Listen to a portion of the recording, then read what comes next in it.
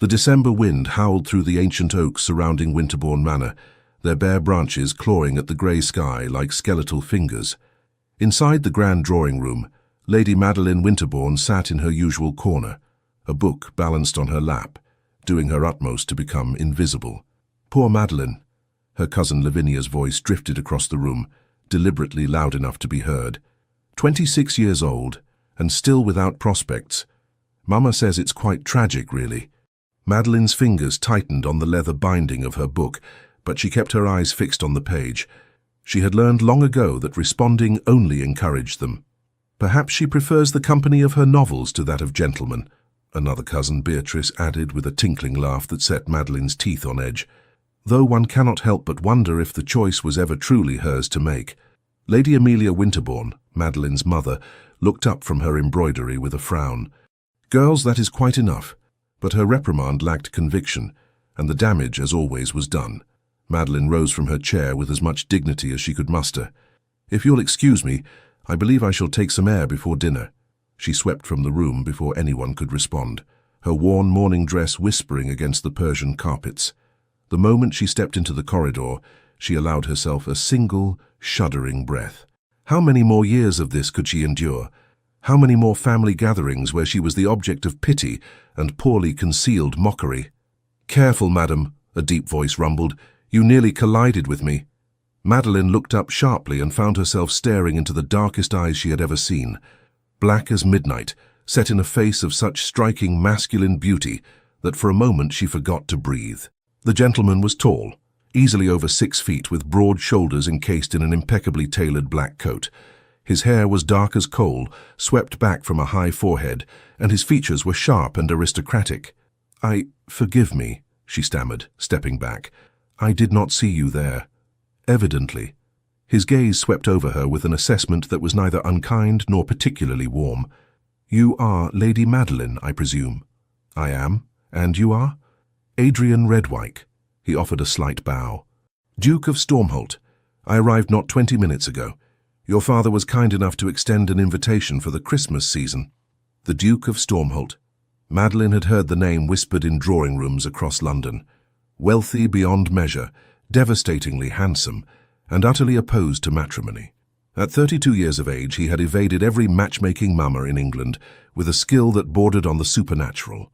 The gossip said he was cold, calculating, and cared for nothing save his estates and his horses. "Welcome to Winterbourne Manor, Your Grace," Madeline said, executing a curtsy that years of deportment lessons had made automatic. "I hope your journey was not too disagreeable." "Tolerable." He studied her with those unsettling dark eyes. "You were fleeing something just now." It was not a question. Madeline felt heat rise to her cheeks. "I was seeking some air." "In the middle of winter? How invigorating." The corner of his mouth quirked, not quite a smile, but something approaching it. "Or perhaps you were escaping the tender mercies of your cousins." I confess I overheard a portion of their conversation as I passed the drawing-room, quite enlightening. Mortification washed over Madeleine in a cold wave. "Your Grace, Do not apologize," he interrupted. "It was their cruelty, not yours, though I confess myself curious why you tolerate it." "What choice do I have?" The words escaped before she could stop them. "I am an unmarried woman of 26, Your Grace. Society has pronounced its verdict upon me. I am to be tolerated, pitied, and conveniently forgotten. Fighting against it would only provide further entertainment." Something flickered in those dark eyes. Recognition, perhaps, or understanding. "How pragmatic of you. It is called survival, Your Grace." "Indeed." He was silent for a moment, still studying her with that penetrating gaze. "Tell me, Lady Madeline, do you ride?" The abrupt change of subject caught her off guard. Yes, though it has been some time since I have had the opportunity." "Tomorrow morning, then, 7 o'clock, meet me at the stables." He turned to leave, then paused. "And, Lady Madeline, bring your courage. I suspect you may need it." Before she could respond, he was gone, his long strides carrying him down the corridor toward the guest wing. Madeline stood frozen in place, her heart beating an erratic rhythm against her ribs. What on earth had just happened? The dinner that evening was a torturous affair. The dining room at Winterbourne Manor could seat 40 guests comfortably, but tonight there were only 15, family members and a few close acquaintances who had arrived early for the Christmas festivities. Madeleine found herself seated in her usual position, far down the table from her parents, wedged between her unmarried cousin Harriet and elderly Mr. Blackwood, who was quite deaf and preferred his own company. The Duke of Stormholt, naturally, had been placed in the seat of honour beside Madeleine's mother. From her distant vantage point, Madeleine could see him engaging in polite conversation, his expression carefully neutral. He wore evening attire with the same effortless elegance he had displayed earlier, his black coat and white cravat emphasizing the stark masculine beauty of his features. "The Duke is even more handsome than the rumours suggest," Lavinia said loudly, directing her comment to the table at large, "though I must say it is quite peculiar that he chooses to remain unwed at his age. One would think a man in his position would have secured an heir by now. Perhaps he finds the ladies of the ton lacking," Beatrice suggested with a coy smile, "though I cannot imagine what standards he must hold, that none have met them." Madeleine focused intently on her venison, willing herself to disappear into the wallpaper, but her cousin Harriet, who possessed more spite than sense, leaned close and whispered, "Do not develop any foolish notions about the Duke, Madeleine. A man of his consequence would never consider someone like you. He needs an heiress, not a charity case." The words struck like physical blows, but Madeleine kept her expression serene. She had become an expert at hiding pain. "Miss Harriet," the Duke's voice cut through the chatter like a knife through butter. The entire table fell silent. "I could not help but overhear your comment. I wonder if you might enlighten me.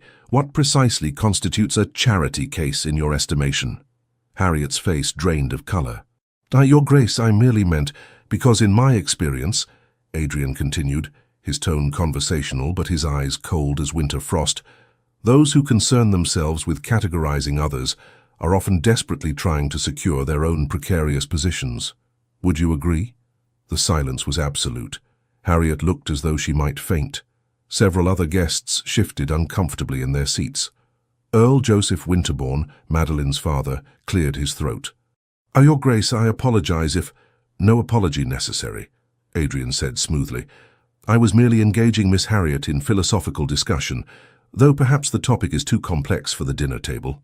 He turned to Lady Amelia with a charming smile. "Lady Winterbourne, you were telling me about the Christmas ball. I understand it is quite the event." The conversation resumed, but Madeleine could feel eyes upon her, curious, speculative, confused. Why would a duke defend her? What interest could he possibly have in her affairs? She risked a glance toward the head of the table and found Adrian looking directly at her. He raised his wineglass in the smallest of salutes, and despite herself, Madeleine felt her lips curve into a smile. Perhaps survival was not her only option after all. The next morning dawned cold and crisp, the kind of December day where every breath turned to mist and frost painted intricate patterns on the windows. Madeleine woke before dawn, her conversation with the Duke playing on endless repeat in her mind. She should not go to the stables. It would only fuel gossip, invite speculation, and likely result in humiliation when he failed to appear. The entire encounter had probably been a momentary impulse on his part, forgotten as soon as he retired to his chambers. And yet, at 6:45, Madeleine found herself dressed in her riding habit, a dark green ensemble that was several years out of fashion, but still serviceable. She crept through the silent house like a thief, careful to avoid the servants who were beginning their morning routines. The last thing she needed was for word to spread that she had gone riding with the Duke before breakfast. The stables were warm compared to the bitter cold outside, heated by the body warmth of the horses, and sweet with the scent of hay and leather. Madeleine had always loved this place.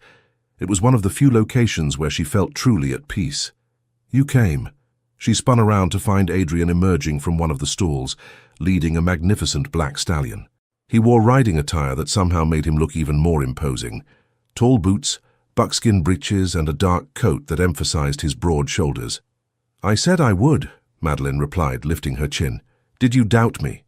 "Most ladies of my acquaintance say many things they do not mean." He studied her with those penetrating dark eyes. "I am pleased to discover you are not among them. This is midnight." He patted the stallion's neck. "And I have taken the liberty of having Shadow prepared for you. Your father's groom assures me she is gentle but spirited." A grey mare stood in the adjacent stall, already saddled. Madeline approached her carefully, allowing the horse to become accustomed to her scent. "She's beautiful." "As are you." Madeline froze, certain she had misheard. But when she turned, Adrian was still watching her with that same intense focus. "Your Grace, No one is here to overhear us, Lady Madeline. We may dispense with the formalities if you wish. My name is Adrian." "That would be highly improper. So would meeting a gentleman at dawn for a clandestine ride." He moved closer, close enough that she could see the fine lines at the corners of his eyes, the faint scar along his jaw. "I think we have already ventured beyond the bounds of propriety. Do you not agree?" Her heart was thundering now, a wild drum beat in her chest. "Why did you ask me here?" "Because I have a proposition for you." He gestured toward the stable doors. "But first let us ride. I find I think more clearly in motion." They rode across the frost-covered fields of Winterbourne Manor, in silence at first, their horses' breath creating clouds in the icy air. The sun was beginning to rise, painting the sky in shades of rose and gold that seemed almost impossible in their beauty. Madeline had forgotten how much she loved this, the freedom of movement, the wind in her face, the sense of being untethered from all the expectations and disappointments that awaited her back at the manor. Adrian rode with the easy confidence of a man born to the saddle. He pushed Midnight into a gallop, and Madeline urged Shadow to follow, her blood singing with exhilaration as they raced across the frozen landscape. When they finally slowed, her cheeks were flushed and her breathing rapid. "You ride well," Adrian observed, bringing Midnight alongside Shadow. "Better than most ladies I have encountered." "My father taught me when I was a girl," Madeline said. "Before?" She trailed off. "Before you became unmarriageable?" The bluntness of the question should have offended her, but instead Madeline found herself laughing, a sound that felt rusty from disuse. "Is that what they say about me in London?" "Among other things." He studied her profile. "But I find I care very little for London gossip. It is usually wrong." They had reached the edge of a small wood, bare trees stretching toward the winter sky. Adrian dismounted and offered his hand to help her down. His grip was warm and strong, and Madeline was acutely aware of how close they stood when her feet touched the ground. "You mentioned a proposition," she said, stepping back to put a respectable distance between them. "I did." Adrian led both horses to a fallen log and looped their reins around it. Then he turned to face her fully, his expression serious. "I find myself in a predicament, Lady Madeline. As you may be aware, I am 32 years old and unwed. This has begun to cause complications." "Complications?" "Rumors," he clarified. "Questions about my preferences, my character, my ability to perform my duties as a duke. The gossips have become vicious in their speculation. My mother writes to me weekly, begging me to secure a wife. My peers look at me with suspicion, and the fortune hunters have become unbearable in their pursuit." Madeline frowned. "I fail to see how this concerns me. I attended your family's dinner last night and observed how they treat you, with pity, with condescension, as though you are somehow less worthy of respect because you have not secured a husband." His dark eyes held hers. "We are both victims of societal expectations, you and I. Both judged and found wanting because we do not conform to what is expected of us. That may be true, but I propose an arrangement," Adrian interrupted. "A temporary one. Your father mentioned that Winterbourne Manor will be hosting a grand Christmas ball in 2 weeks' time, apparently one of the social events of the season. Half of London society will be in attendance." Madeline's stomach tightened with dread. The Christmas ball was an annual torture, an evening where she stood against the wall while her cousins danced and flirted and secured admirers. "Yes, the ball. What of it?" "I propose that you pretend to be my fiancée for the evening." The world seemed to tilt on its axis. Madeline stared at him, certain she had misunderstood. "I beg your pardon?" "Think about it," Adrian said, his voice low and persuasive. "One evening where we present ourselves to society as an engaged couple. I gain respectability and silence the gossips. You gain the satisfaction of watching every person who has ever pitied or mocked you realize they were wrong about you. Your cousins, your family, everyone who has ever dismissed you as unmarriageable. They will all see you on the arm of one of England's most eligible dukes." It was madness, absolute madness. "And yet, after the ball?"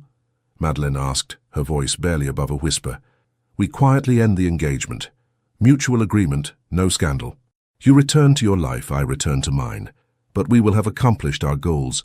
You will have proven yourself worthy of attention, and I will have shown society that I am not the confirmed bachelor they believe me to be." Madeleine turned away, her mind racing. It was manipulation, pure and simple, a deception that could backfire spectacularly if anyone discovered the truth. And yet, the thought of seeing Lavinia's face, Harriet's shock, the stunned silence when she entered the ballroom on Adrian's arm. "There would be conditions," she said slowly. "Of course. Name them. First, we must be convincing. If anyone suspects this is false, the scandal would destroy us both." "Agreed. We shall spend time together, learn about one another, practice the behaviors expected of an engaged couple." "Second," Madeleine continued, turning to face him, "after the ball, the separation must be handled delicately. I will not be painted as the jilted party. We shall craft a story of mutual respect and understanding. No one will question it." Madeleine took a deep breath.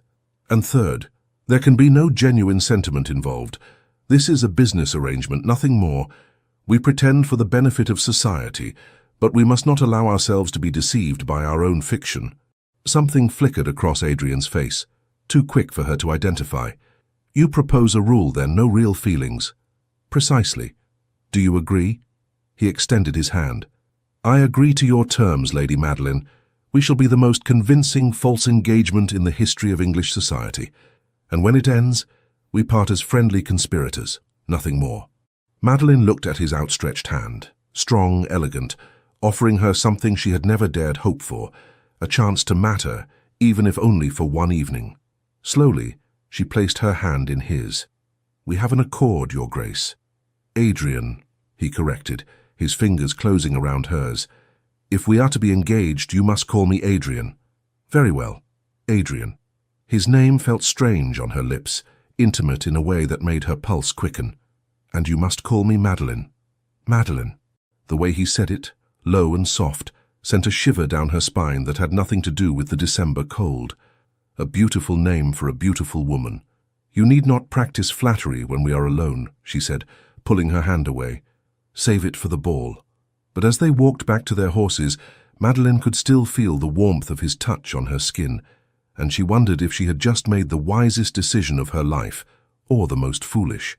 The following days passed in a strange, dreamlike haze. Adrian had been true to his word.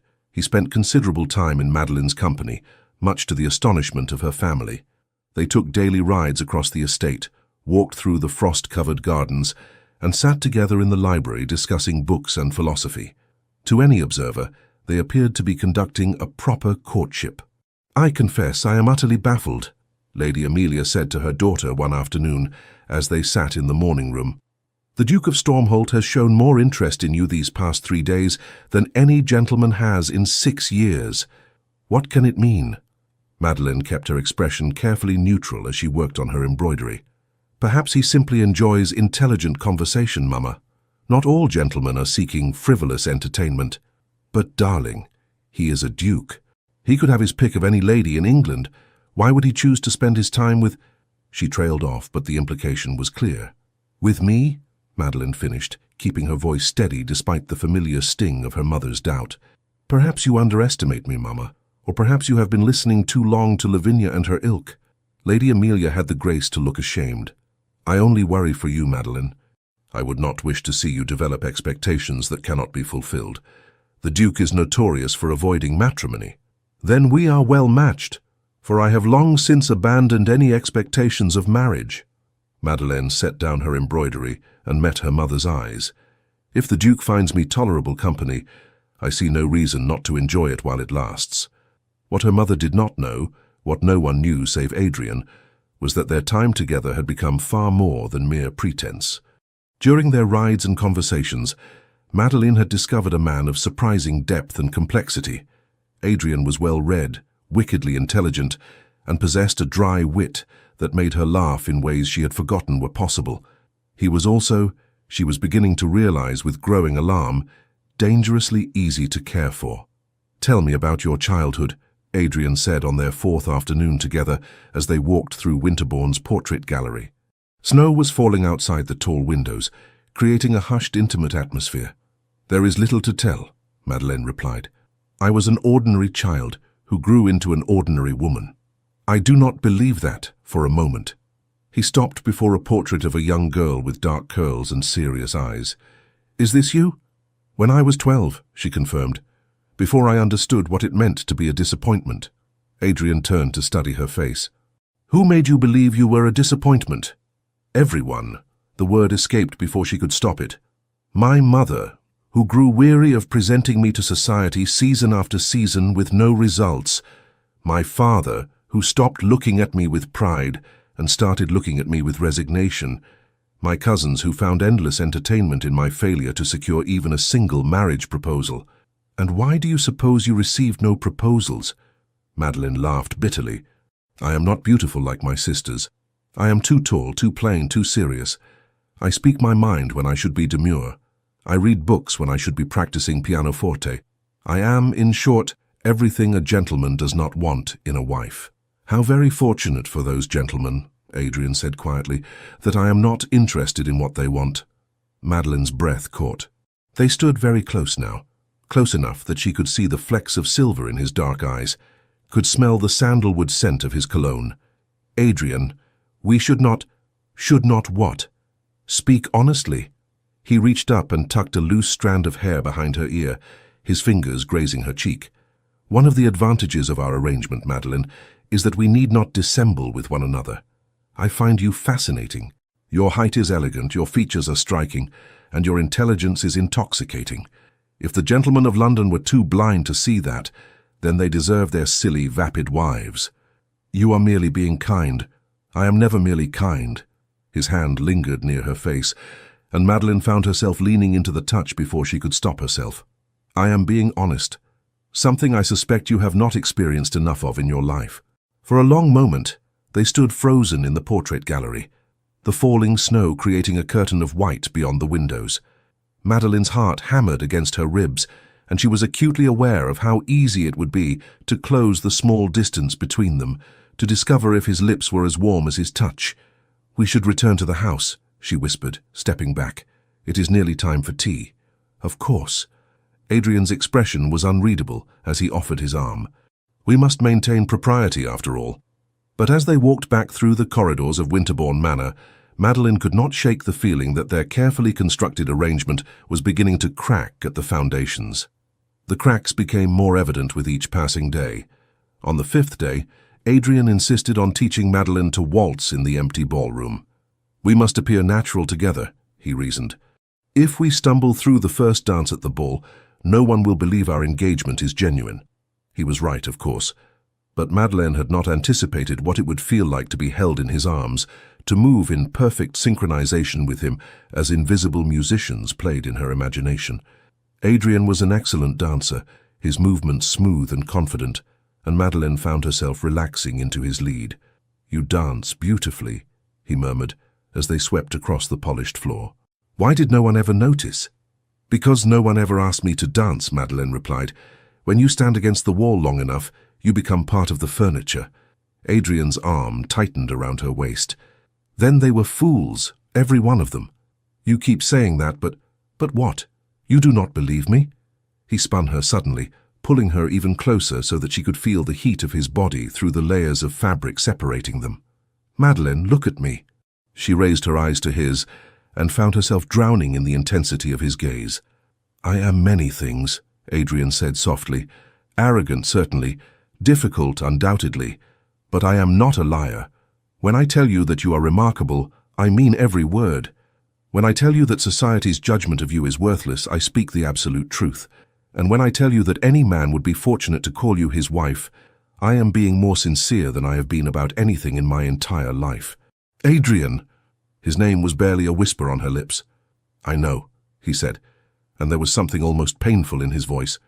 "I know what we agreed. No real feelings. A temporary arrangement. But, Madeleine, I must confess—" "No."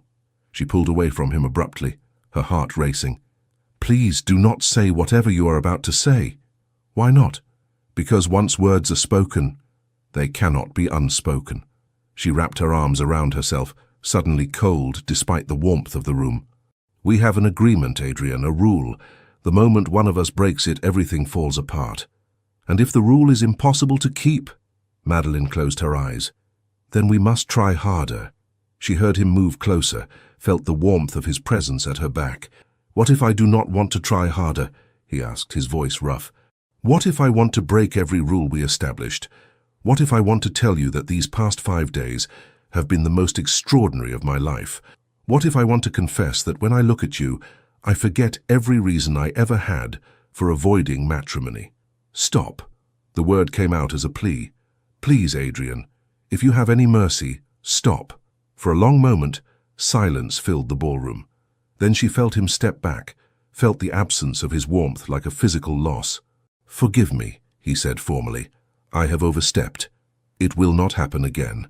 Madeline turned to find him bowing stiffly, his expression once again the cool, aristocratic mask he wore for society.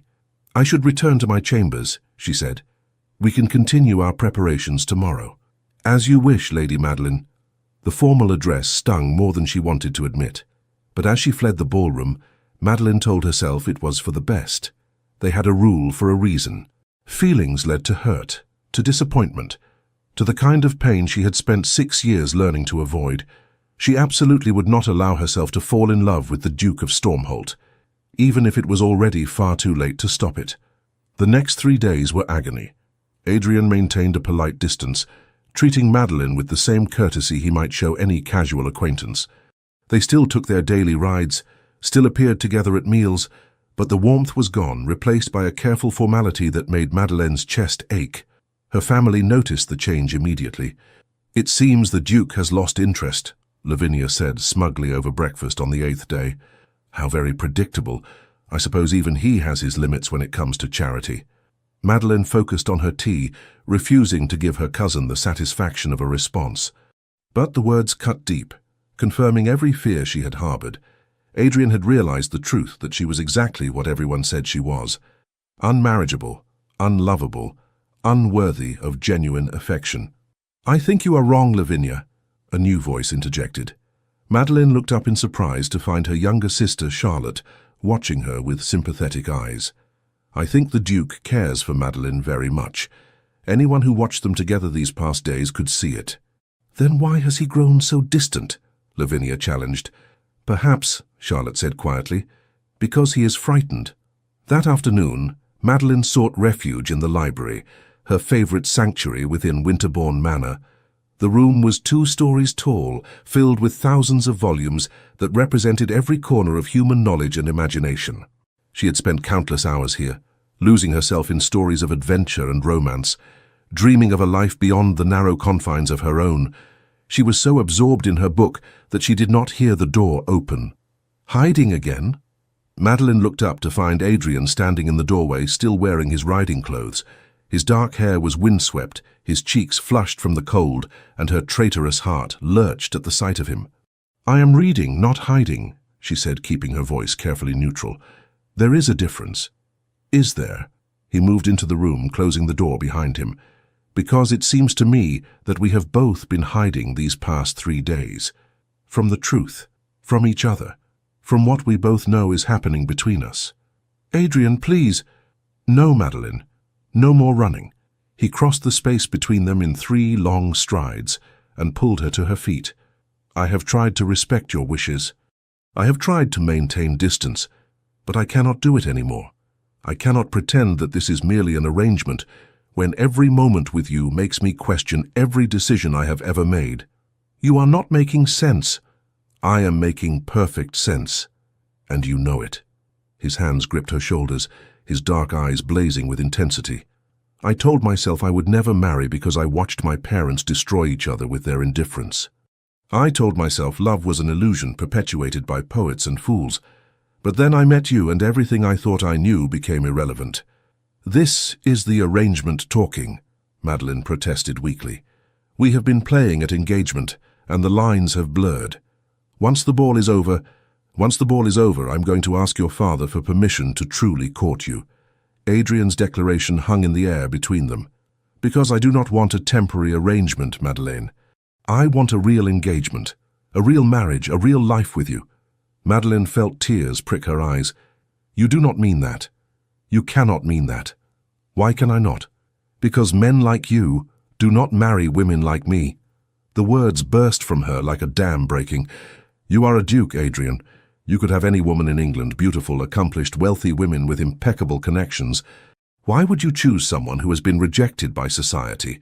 Someone whose own family barely tolerates her? Someone who brings you nothing but the scandal of an unequal match? Is that truly what you believe? Adrian's voice was soft now, almost wondering. That you bring me nothing? What else am I to believe? He released her shoulders and took a step back, running his hand through his hair in a gesture of frustration. Madeleine, when I look at you, do you know what I see? She shook her head, unable to speak past the lump in her throat. I see a woman who has endured years of cruelty with grace and dignity, a woman whose intelligence intimidates lesser minds, a woman who reads voraciously, thinks deeply, and speaks with an honesty that is rarer than diamonds in the circles I inhabit. He moved closer again, his voice dropping to an intimate murmur. I see a woman whose smile makes my heart beat faster, whose laughter is the most beautiful sound I have ever heard, whose courage in the face of rejection humbles me. Adrian, I see the woman I want to wake up beside every morning for the rest of my life, he finished. The woman I want to share my thoughts with, my fears with, my triumphs with. The woman I want to build a life with, away from the judgment of society, in a place where we can simply be ourselves. A tear slipped down Madeleine's cheek. I am frightened. So am I. He cupped her face in his hands, his thumbs gently wiping away her tears. I'm terrified, Madeleine, because this is real, and real things can hurt us. But I would rather face that fear with you than spend the rest of my life in the comfortable numbness I inhabited before we met. What if it does not work? What if it does, he countered. What if we are brave enough to reach for what we want instead of settling for what is expected? What if we build something extraordinary together? Madeleine stared up at him, her heart warring with her mind. Everything she had learned, everything she had experienced, told her this was impossible. Dukes did not marry spinsters. Men like Adrian did not fall in love with women like her. And yet, his hands were still cradling her face with infinite tenderness. His eyes held hers with an intensity that seemed to see straight through to her soul. And in that moment, Madeleine realized that perhaps, just perhaps, she had been wrong about everything. I am falling in love with you, she whispered. I have been trying so hard not to, but I am, and it terrifies me. Adrian's answering smile was like sunrise breaking over a dark horizon. Good, he said, because I am already hopelessly in love with you, and it would be dreadfully unfair if I had to suffer alone. Then he kissed her. It was not the chaste, restrained kiss of propriety. It was a claiming, a declaration, a promise, all wrapped into one perfect moment. Madeleine melted into him, her hands fisting in his coat, her entire world narrowing to the taste of his lips, the warmth of his embrace, the rightness of being held by him. When they finally broke apart, both breathing hard, Adrian rested his forehead against hers. We are going to cause a scandal, he murmured. Undoubtedly, Madeleine agreed, unable to stop smiling. But I find I no longer care what society thinks. That is because you are finally free, my darling. He pressed another kiss to her forehead.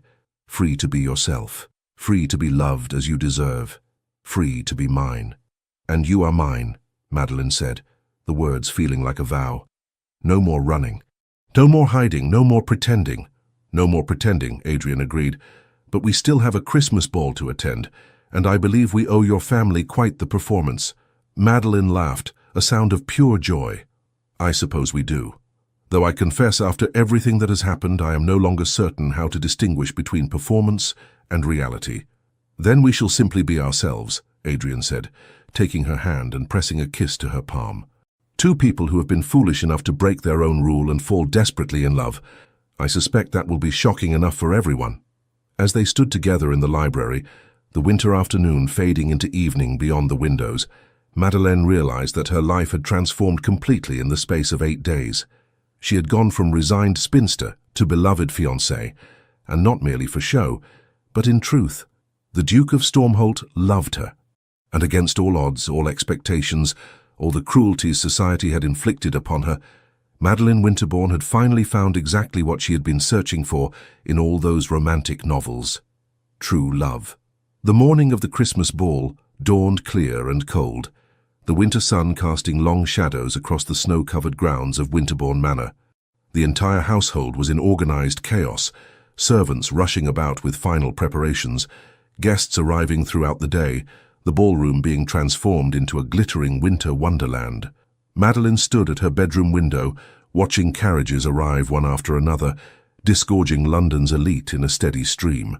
In a few hours, she would descend the grand staircase on Adrian's arm and face all the people who had dismissed and mocked her. But everything had changed. "Madeline!" Her sister Charlotte slipped into the room, her expression concerned. "You have been standing at that window for nearly an hour. Are you well?" "I am overwhelmed," Madeline admitted. "Everything is happening so quickly. Just 2 weeks ago, I was invisible. Now I am to be engaged to a duke." Charlotte moved to stand beside her. "Officially engaged?" Madeline turned to her sister in surprise. "You know, I suspected from the beginning that something was not quite what it appeared," Charlotte said gently. "The Duke looked at you with too much calculation at first, as though he were solving a problem rather than courting a lady. But then, over the past days, that changed. He looks at you now as though you are the sun and he a planet caught in your orbit." "He wants to make it real," Madeline confessed. "The engagement.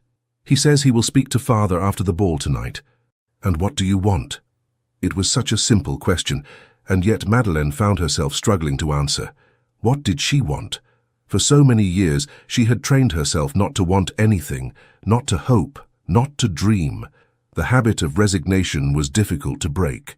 "I want to believe it is possible," she finally said. "I want to believe that someone like Adrian could genuinely love someone like me. But Charlotte, I am so frightened. What if this is all a beautiful dream that shatters the moment we face reality? What if his family objects? What if society refuses to accept me as a duchess? What if he realizes he has made a terrible mistake?" Charlotte took her hand and squeezed it. "Those are valid fears, sister. But answer me this, do you love him?" "Yes," Madeline whispered. "Heaven help me, but I do." "Then that is all that matters. Love is always a risk, Madeline, but some risks are worth taking." As afternoon turned to evening, Winterbourne Manor transformed into something from a fairy tale. Thousands of candles illuminated every room. Evergreen garlands draped the banisters, interwoven with red velvet ribbons. In the ballroom, crystal chandeliers sparkled like stars, and the orchestra was tuning their instruments in preparation for the evening's entertainment. Madeline's mother had insisted on providing her with a new gown for the occasion, a gesture that surprised Madeline with its thoughtfulness. The dress was exquisite, deep sapphire silk that brought out the blue in her eyes, with delicate silver embroidery along the bodice and hem. It was the finest thing Madeline had ever worn. Her maid, Susan, arranged her dark hair in an elegant, upswept style, leaving a few curls to frame her face. When Madeline finally looked at herself in the mirror, she hardly recognized the woman staring back at her. "You look like a princess, my lady," Susan said with genuine warmth. "The Duke will not be able to take his eyes off you." A knock at the door interrupted Madeline's examination of her reflection. Charlotte opened it to reveal Lady Amelia, dressed in her own finery for the evening. "Madeline, Her mother stopped, her eyes widening. "My darling girl, you look absolutely beautiful." It was perhaps the kindest thing her mother had said to her in years. Madeline felt her throat tighten with emotion. "Thank you, Mama." Lady Amelia crossed the room and took both of Madeline's hands in hers. "I owe you an apology," she said quietly. "For years I have allowed others' opinions to color my treatment of you. I convinced myself that by lowering my expectations, I was protecting you from disappointment. But I see now that I was only adding to your pain." "Mama, please let me finish." Lady Amelia's eyes were bright with unshed tears. "Watching the Duke of Stormholt court you these past 2 weeks has shown me what I should have seen all along. You are extraordinary, Madeline. Intelligent, kind, resilient beyond measure. Any man would be fortunate to call you his wife, Duke or otherwise." Madeline embraced her mother, years of hurt beginning to heal in that single moment. "Thank you," she whispered. "That means more than you know." "Now," Lady Amelia said, stepping back and dabbing at her eyes with a handkerchief, The Duke is waiting for you downstairs. He asked me specifically to tell you that he will be in the portrait gallery when you are ready to descend." "The portrait gallery? Why there?" Her mother smiled mysteriously. "I believe he wishes for a private moment before you face the masses. Go to him, darling. Do not keep him waiting." The portrait gallery was dimly lit, only a few candles illuminating the paintings of Madeline's ancestors. She found Adrian standing before her childhood portrait, the one they had looked at together over a week ago. He turned at her approach, and the expression on his face made her breath catch. He was resplendent in formal evening attire, black coat and breeches, snowy white cravat, a dark blue waistcoat that matched her gown almost perfectly. But it was the way he looked at her that made her feel truly beautiful for the first time in her life. "Madeline," he breathed, "you are absolutely magnificent." "You clean up rather well yourself," she said, attempting lightness despite the hammering of her heart. Adrian closed the distance between them and took her hands. "Before we go down to the ball, I need to tell you something. Several things, actually." "That sounds ominous." "Not ominous, just honest." He took a deep breath. "When I first proposed our arrangement, I told you it was because I wanted to silence gossip and maintain my reputation. That was partially true, but it was not the whole truth." Madeline frowned. "What do you mean?" "I mean that I had already decided you were remarkable before I ever spoke to you." Adrian's thumb traced circles on the back of her hand. "I spent those days observing, watching how your family treated you, how you carried yourself despite their cruelty, how you found joy in small things like books and solitary walks. You were watching me. I was fascinated by you," he corrected. "Here was a woman who should have been broken by years of rejection, and yet you maintained your dignity, your intelligence, your essential goodness. When I overheard your cousins mocking you that day in the corridor, I knew I had to do something. The fake engagement was partially self-serving, yes, but it was also my way of giving you what you deserved, a chance to show society they were wrong about you." Madeline processed this revelation slowly. "So, even in the beginning, you cared?" "Even in the beginning I cared." Adrian smiled ruefully. "I was simply too much of a coward to admit it, even to myself. I told myself I was being pragmatic, logical. But the truth is I was already half in love with you before we ever made our agreement. I just did not recognize it until it was too late to stop it." "Adrian," Madeline touched his face gently, "you should have told me." "I know, but I was frightened you would refuse if you knew my true motivations. I was frightened that you would see through my carefully constructed logic to the desperate truth beneath, that I was a lonely man who had finally met someone who made him want to risk everything." "I would not have refused," Madeline said softly. "Even if I did not understand it then, I think some part of me knew we were meant to find each other." Adrian pulled a small velvet box from his pocket. "This belonged to my grandmother. She was, by all accounts, a remarkable woman, strong-willed, intelligent, and utterly unimpressed by social conventions. My grandfather fell in love with her despite his family's objections that she was not grand enough for a duke. They were married for 47 years and were, by all reports, deeply happy." He opened the box to reveal a stunning ring, a sapphire surrounded by diamonds, set in gold. It matched her gown perfectly. "I had planned to give this to you after I spoke with your father," Adrian continued, "but I find I cannot wait. Madeline Winterbourne, will you do me the extraordinary honor of becoming my wife? Not as pretense, not as arrangement, but in truth. Will you marry me, knowing that I am difficult and proud and occasionally impossible? Will you take a chance on a man who was foolish enough to think he could pretend to love you when the reality was inevitable from the first moment?" Madeline felt tears streaming down her face. "Yes," she whispered. "Yes, Adrian. I will marry you." He slipped the ring onto her finger, a perfect fit as though it had been made for her. Then he kissed her with a tenderness that made her heart ache, a kiss that tasted of promise and hope and future. When they broke apart, Adrian rested his forehead against hers. "Are you ready to face the wolves? With you beside me, I could face anything."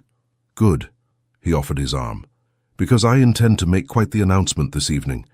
I hope you do not mind having your private moment made very public." Madeline laughed, giddy with happiness. "I thought we were supposed to be subtle, a quiet, fake engagement that we would end discreetly."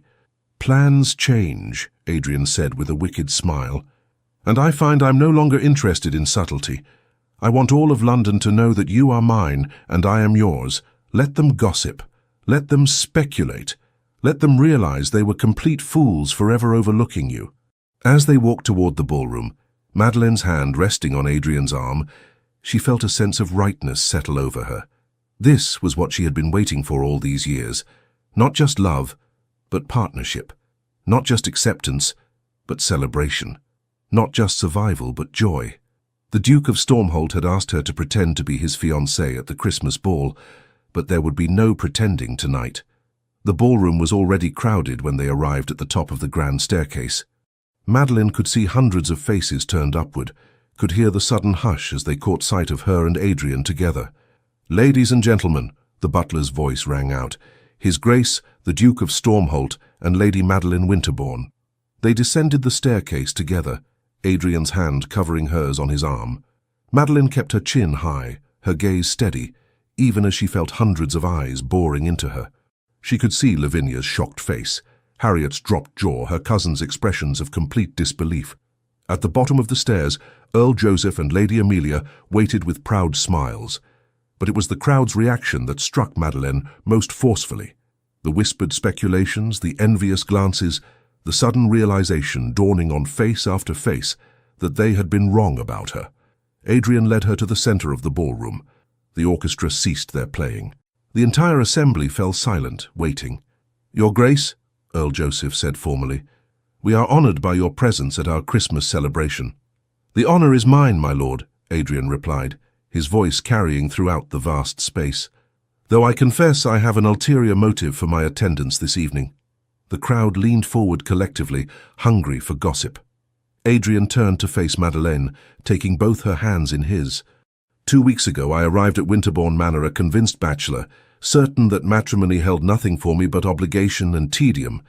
But then I met your daughter, my lord, and every certainty I possessed crumbled to dust." Gasps rippled through the assembly. Madeleine's heart was thundering so loudly she was certain everyone could hear it. "Lady Madeleine Winterbourne is the most extraordinary woman I have ever encountered," Adrian continued, his dark eyes never leaving hers even as he addressed the room. "She is intelligent beyond measure, brave beyond comprehension, and kind beyond reason. She has endured years of society's judgment with grace I can only aspire to, and somehow, miraculously, she has agreed to become my wife." The ballroom erupted in shocked murmurs. Madeleine saw her mother press a handkerchief to her eyes, saw her father beam with pride, saw her cousin's expressions transform from shock to something that might have been grudging respect. "Lord Winterbourne," Adrian said formally, "I have not yet had the opportunity to formally request your permission for your daughter's hand. I remedy that oversight now before all of London society. May I have the honor of marrying Lady Madeleine?" Earl Joseph stepped forward, his voice thick with emotion. "Your Grace, you have my blessing and my gratitude. I can think of no man more worthy of my daughter." The ballroom exploded in applause. Adrian raised Madeleine's hand to his lips, the sapphire ring catching the candlelight and sending sparkles of blue fire dancing across the walls. "Dance with me," he murmured, loud enough for only her to hear. "Let us show them exactly how real this is." The orchestra began playing a waltz, the same waltz they had practiced in the empty ballroom days earlier. But this time there was no hesitation, no careful distance, no pretense of formality. Adrian pulled Madeleine into his arms and swept her across the floor with a possessiveness that left no doubt about his feelings.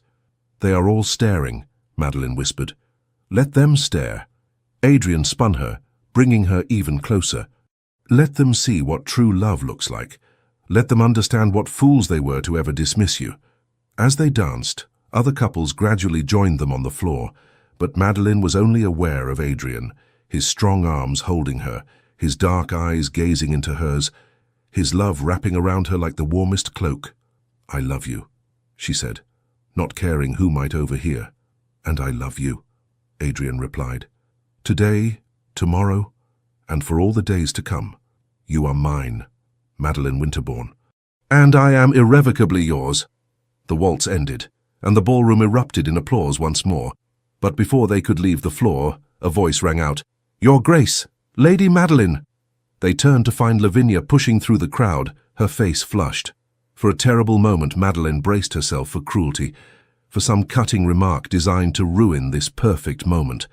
But instead, Lavinia curtsied deeply.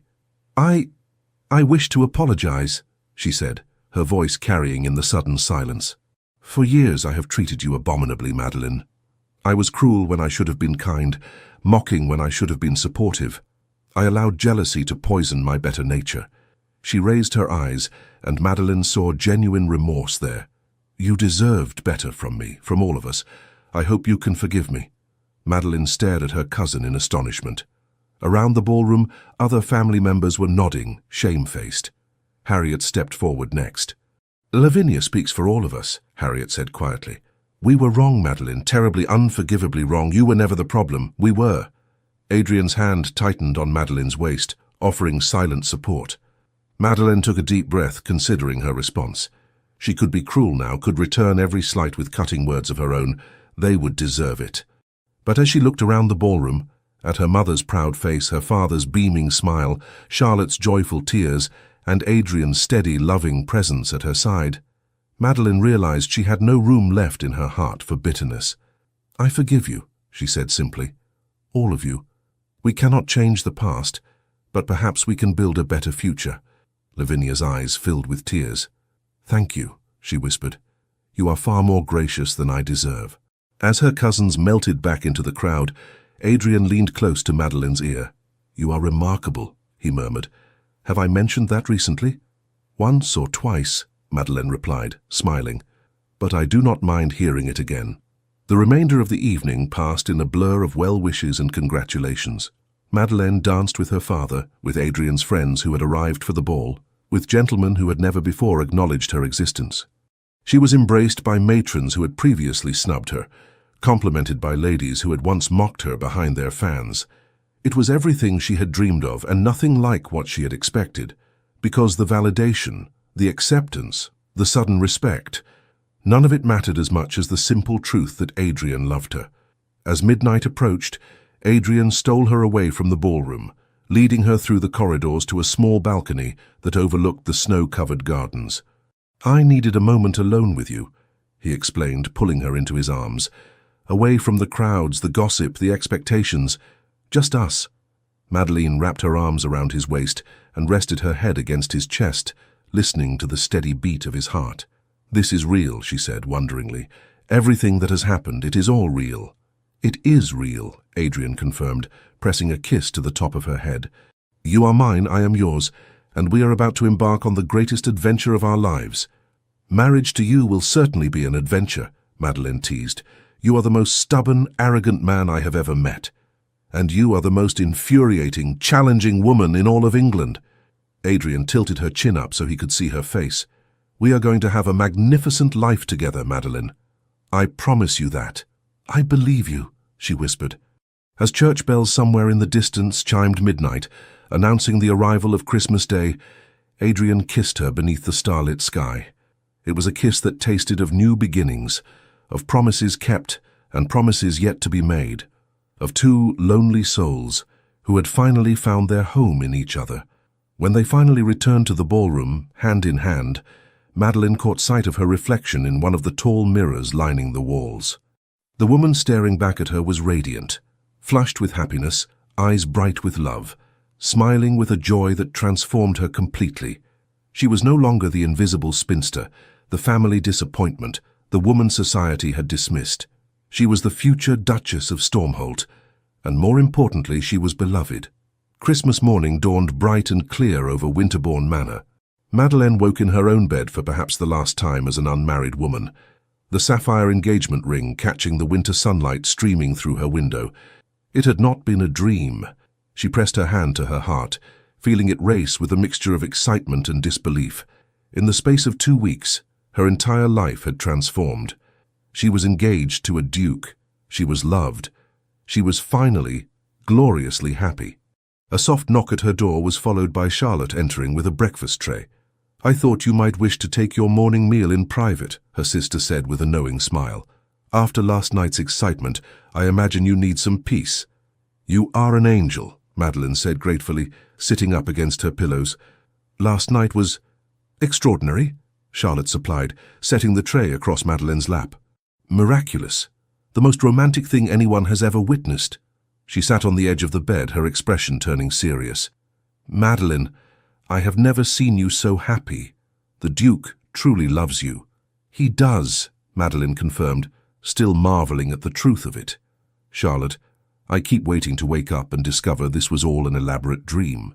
It is not a dream, her sister assured her, though I confess it does have the quality of a fairy tale. The dismissed spinster captures the heart of the most eligible duke in England. It is the stuff of romantic novels. Madeleine laughed. You know how much I love those novels. Perhaps I have finally received my own happy ending. Oh, this is not an ending, Charlotte said with a mischievous glint in her eyes. This is only the beginning.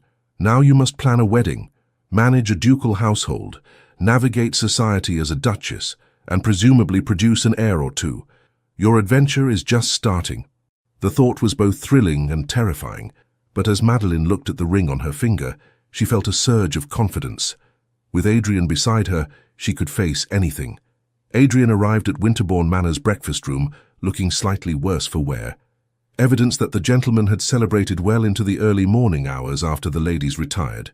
But his eyes lit up the moment he saw Madeleine, and he crossed the room to press a kiss to her hand, with such tender devotion that several family members sighed audibly. "Good morning, my darling," he murmured. "I trust you slept well?" "I did. Once I finally convinced myself last night was not a fever dream," Madeleine replied. "And you? You look as though you did not sleep at all. Your father insisted on breaking out his finest brandy to celebrate our engagement," Adrian admitted, claiming the seat beside her. "I believe I consumed more spirits last night than I have in the past year combined. But it was worth it to see his joy. He is very proud of you, Madeleine." Earl Joseph, seated at the head of the table, raised his coffee cup in salute.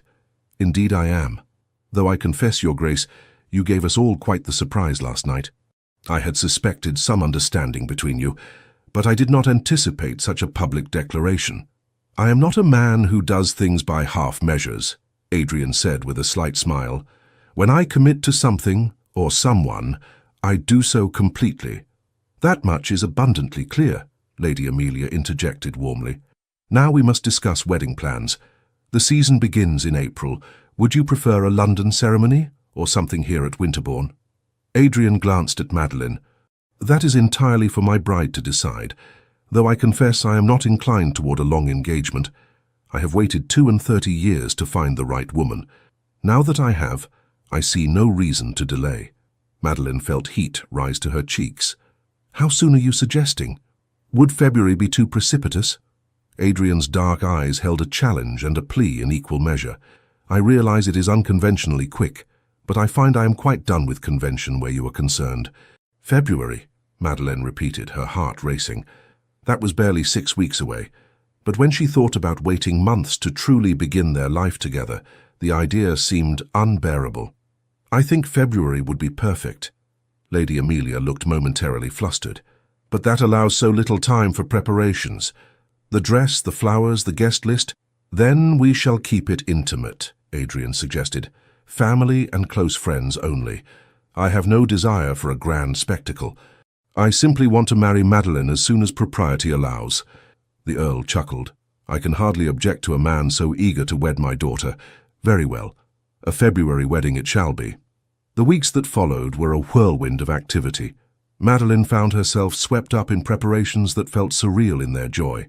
Where once she had been ignored and dismissed, now she was the center of attention, but for all the right reasons. Adrian's mother, the Dowager Duchess of Stormholt, arrived at Winterbourne 3 days after Christmas. Madeleine had been terrified to meet her, certain that Adrian's aristocratic mother would object to his choice of bride. But the Dowager surprised her. "Finally," the elegant older woman said, embracing Madeleine warmly. "Finally, my stubborn son has found someone worthy of him. Lady Madeleine, you must call me Catherine. We are to be family after all." "You do not object to the match?" Madeleine asked hesitantly. Catherine laughed, a sound remarkably similar to Adrian's rare laughter. "Object? My dear girl, I am overjoyed. For years I have watched Adrian wall himself off from any possibility of love or connection. I had nearly given up hope that he would allow himself happiness. Then he wrote to me about you, and for the first time in decades, his letters contained genuine emotion. She took Madeline's hands in hers. You have given my son back to me. How could I possibly object? Over the following days, Madeleine came to adore Catherine. The Dowager Duchess was sharp-witted, kind-hearted, and possessed a refreshing disregard for pointless social conventions. She helped Madeleine navigate the complexities of becoming a duchess, sharing stories of her own experiences, and offering advice that was both practical and encouraging. The ton will be scandalized at first, Catherine said one afternoon as they reviewed guest lists. A duke marrying a woman who had been deemed unmarriageable? They will gossip and speculate and invent all manner of dramatic explanations. That troubles me, Madeleine admitted. Do not let it. Catherine's expression was fierce. Let them gossip. Within a year, they will have moved on to some other scandal. But you and Adrian will still be happy, still be in love, and still be building a life together. That is all that truly matters. Adrian had returned to his estate, Stormholt Castle, to attend to business matters, but he wrote to Madeleine daily. His letters were treasures that she read and reread until she had them memorized. My darling Madeleine, I have been away from you for 3 days, and already I feel the absence like a physical ache. How did I survive 32 years without knowing you? How did I tolerate the emptiness of my life before you illuminated it? Stormholt Castle awaits its new mistress with anticipation equal to my own. I have instructed the staff to prepare the Duchess's chambers according to your preferences. My mother assures me you favor blue, so I have had the rooms redecorated in shades of sapphire and silver. I hope this pleases you. I count the days until we are wed. Until then, know that you occupy my every thought and have completely captured my heart. Yours eternally. Adrian. Madeleine pressed the letter to her chest, smiling foolishly. She wrote back immediately, filling pages with her own declarations of love and descriptions of the wedding preparations. It felt extraordinary to have someone who wanted to know every detail of her day, who cared about her thoughts and feelings, who loved her exactly as she was. The wedding took place on a crisp February morning at the chapel on the Winterbourne estate. Despite their intentions to keep the ceremony small, over 100 guests attended, family, friends, and members of society who were desperate to witness the unlikely union of the Duke of Stormholt and Lady Madeleine Winterbourne. Madeleine's wedding gown was a confection of ivory silk and Bruges lace, with a train that required 2 attendants to manage. Charlotte and several cousins served as her bridesmaids, all of them dabbing at their eyes as they helped her prepare. You look like a princess, Charlotte whispered, as she adjusted Madeleine's veil.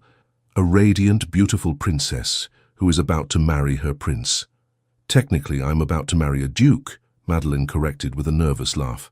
Which is rather better than a prince, if you ask me. Her father arrived to escort her to the chapel, and she saw tears in his eyes as he looked at her.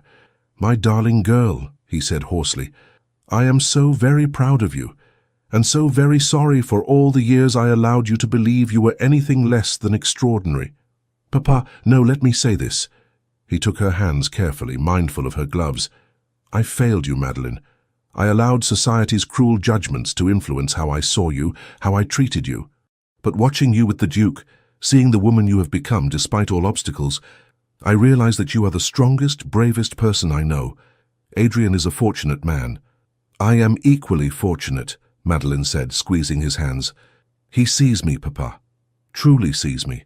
I did not realize how much I needed that until I had it. Then let us not keep him waiting any longer, her father said, offering his arm.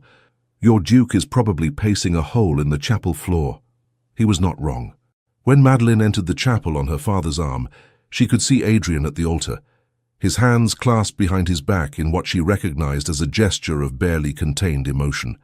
But when he caught sight of her, his entire face transformed with such joy and love that Madeleine felt tears prick her eyes. The ceremony itself was a blur of traditional vows and prayers. Madeleine was aware of the guests watching, of her mother weeping openly, of Charlotte beaming with happiness.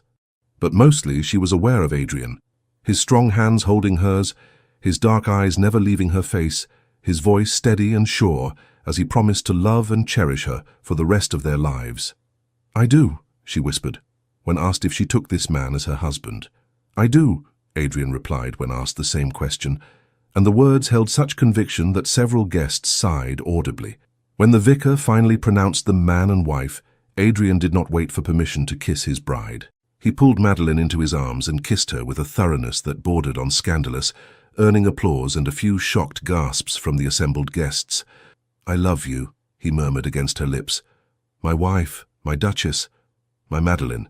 "And I love you," she replied. "My husband, my Adrian, my everything."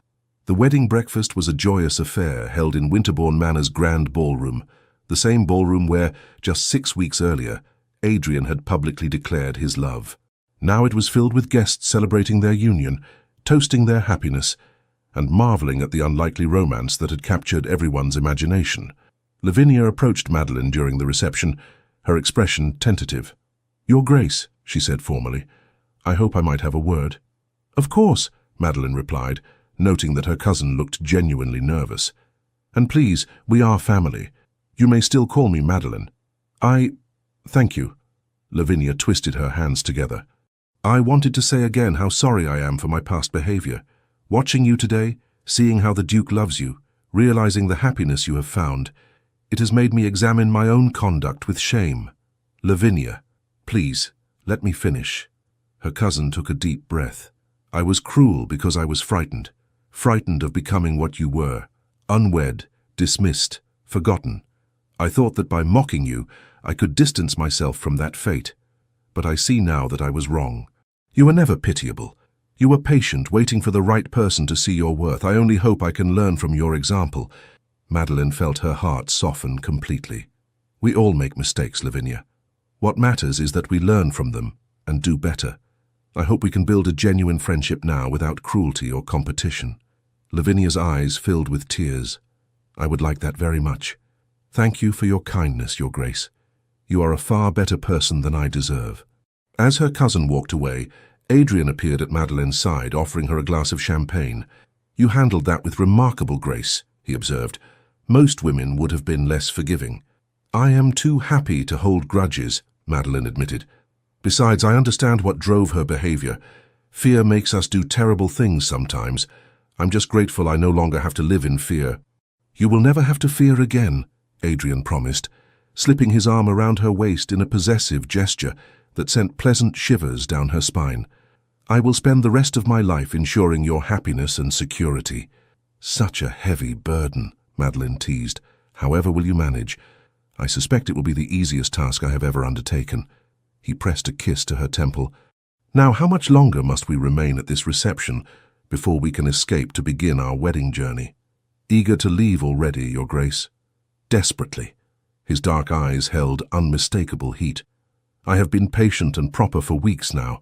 I find my restraint is quite exhausted." Madeleine felt heat rise to her cheeks, but she smiled. "I believe we must stay at least another hour. But after that, you are mine," Adrian finished. "Completely and irrevocably mine."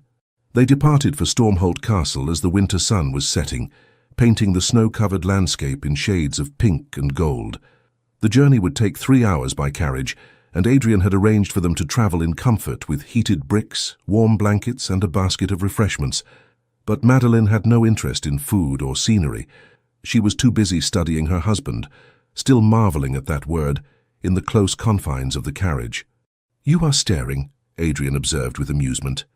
"I am admiring," Madeleine corrected. "There is a difference." "Admiring what, precisely?" "The fact that you are real, that this is real, that I am actually married to the Duke of Stormholt and on my way to my new home." Adrian pulled her close, arranging them so that she was tucked against his side with his arm around her shoulders. "Your new home," he repeated. "Your castle, your duchy. Everything I have is now yours, Madeleine." "I do not need castles or titles," she said softly. "I only need you." "You have me," Adrian promised. "For today and for all our tomorrows, I am yours in every way that matters." They rode in comfortable silence for a while, watching the winter landscape pass beyond the windows. Then Adrian spoke again, his voice thoughtful. "Do you remember our first conversation, when you said survival was all you could hope for?" "I remember." "You will never merely survive again," he said fiercely. "From this day forward you will flourish. You will be loved, cherished, respected. You will have everything you were denied for so long. I swear this to you." Madeleine turned in his arms to face him fully. "Adrian, you have already given me everything. You saw me when I was invisible. You valued me when others dismissed me. You loved me when I had given up hope of being loved. Everything else is simply wonderful addition." "I intend to spend our entire marriage adding wonderful things to your life," Adrian replied, starting immediately. He kissed her then, deep and passionate, a claiming kiss that left no doubt about his intentions for their wedding night. When they finally broke apart, both breathing heavily, Madeleine rested her forehead against his. "2 more hours until we reach Stormholt," she whispered. "2 hours too long," Adrian replied. But they passed the time in pleasant conversation, discussing their plans for the future. Adrian wanted to show her every corner of his estate, introduce her to his tenants, teach her about the management of his properties. Madeleine wanted to establish charitable works in the surrounding villages, create a proper library at Stormholt, and perhaps, eventually, fill the castle's nursery with children. "How many children do you envision?" Adrian asked with interest. "I have not given it extensive thought," Madeleine admitted, "but I think perhaps 3 or 4. Enough that they will not be lonely, but not so many that we cannot give each one proper attention and love." 3 or 4 sounds perfect, Adrian agreed, though I confess I am more interested in the process of creating those children than the actual number we settle upon. "Adrian," Madeleine swatted his arm, laughing, "that is hardly proper conversation." "I am conversing with my wife in the privacy of our carriage," he pointed out. "I believe I am allowed some impropriety." When they finally arrived at Stormholt Castle, Madeleine was struck by its imposing beauty. The castle was centuries old, all grey stone and soaring towers, with lights glowing warmly in the windows. The staff had assembled to greet their new Duchess, and Adrian led her through formal introductions with patient courtesy. Mrs. Hensworth, the housekeeper, was a formidable woman in her 60s who nevertheless smiled warmly at Madeleine.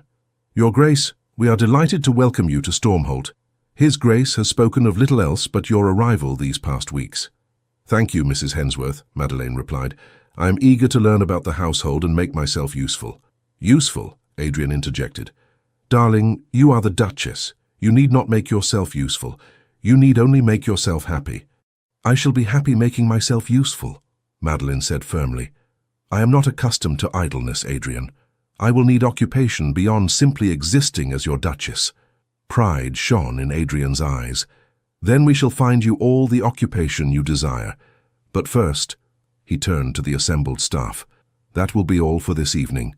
The Duchess and I wish to be alone."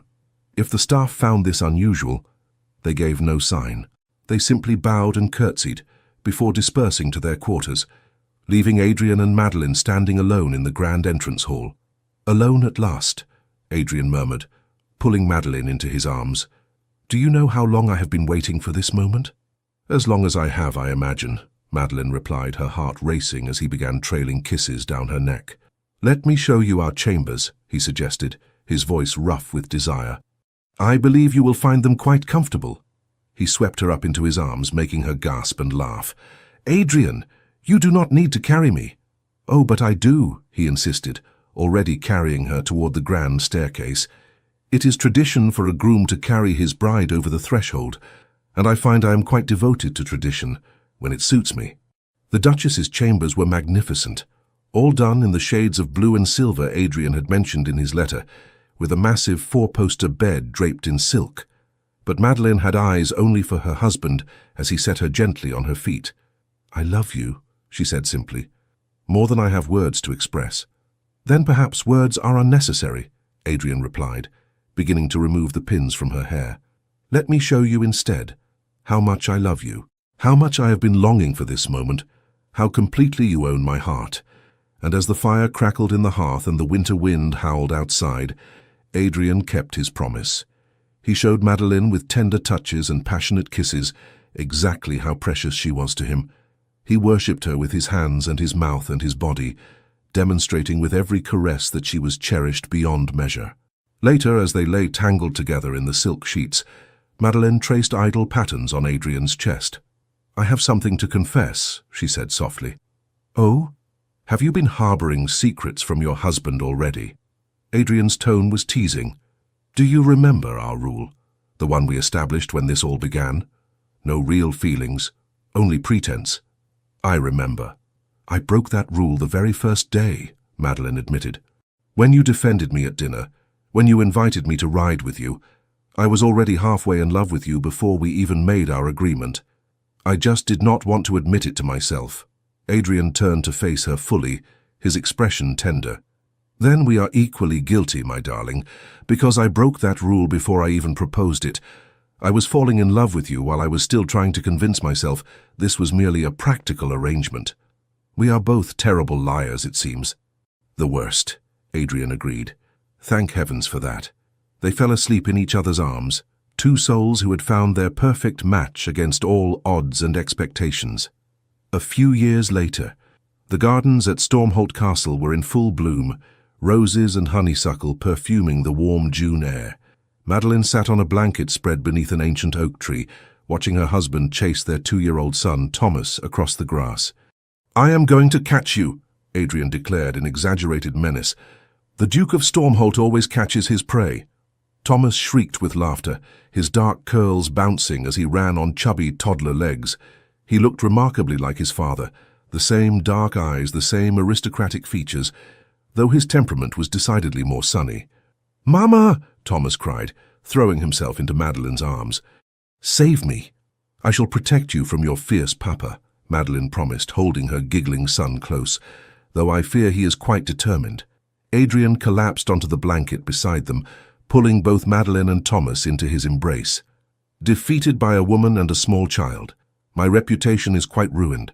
Your reputation as a devoted husband and father is quite secure, Madeline corrected, pressing a kiss to his cheek, which is far more important. Life at Stormholt had exceeded even Madeline's most optimistic dreams. She had established 3 schools for the children of Adrian's tenants, organized charitable works throughout the duchy, and created one of the finest libraries in all of England. She and Adrian had traveled to Italy and France, had hosted house parties and intimate gatherings, had built a life filled with love and laughter and purpose. And through it all, Adrian had been her constant companion, her greatest supporter, her truest friend.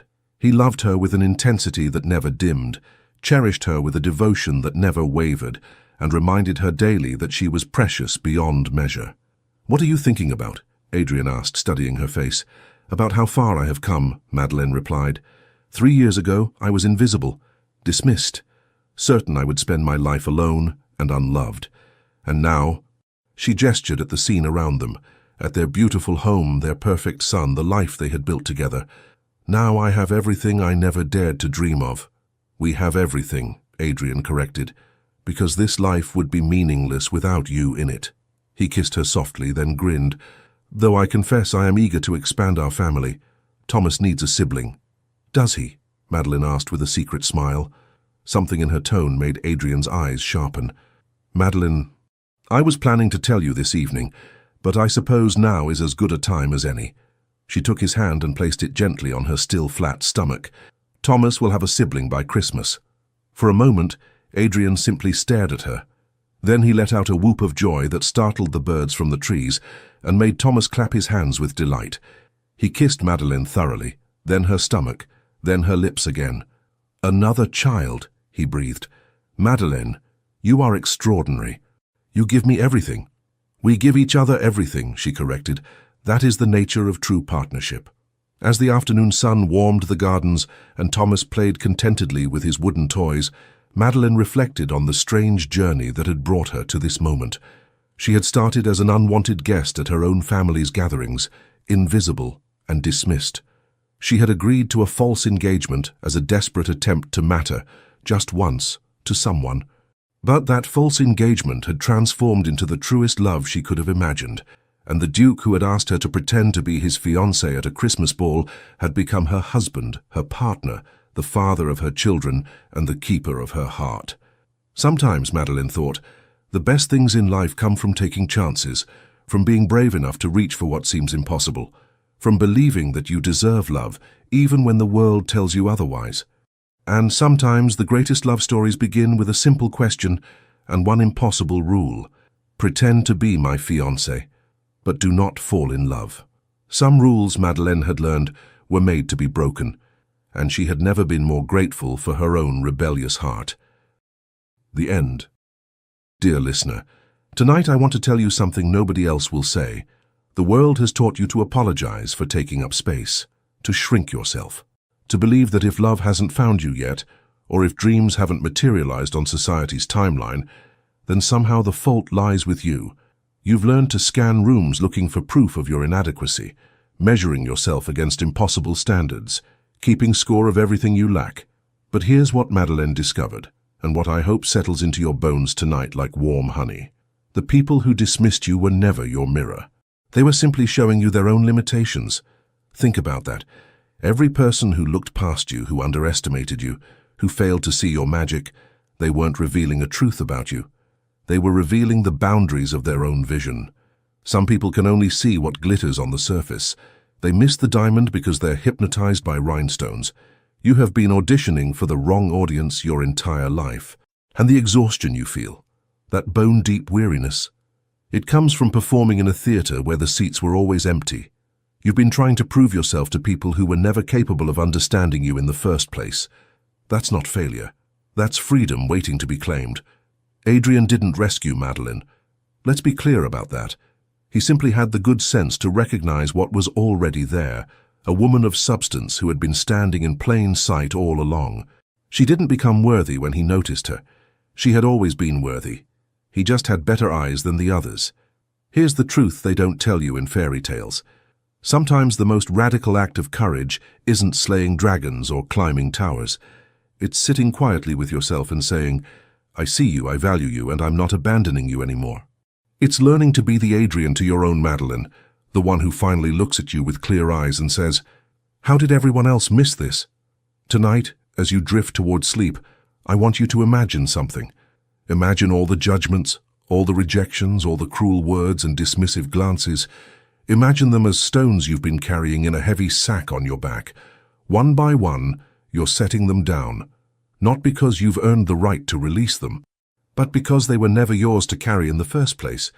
Sleep now with the fierce certainty that you matter, not because of what you might become, but because of what you already are. Rest in the knowledge that your story is far stranger and more beautiful than anything you could have planned. Trust that the universe has better timing than you do, and a much more interesting plot in mind. Tomorrow will come with its own small mercies. For now, let yourself be held by the darkness, protected by the night, cradled by the simple truth that you are here. You survived, and that alone makes you extraordinary. May peace find you in the quiet hours. May rest restore what the world has depleted. May you wake knowing what Madeleine learned. The right eyes will always find you, and until they do, your own eyes are enough. With profound gratitude for your presence in this world, and for listening to this story that we hope reminded you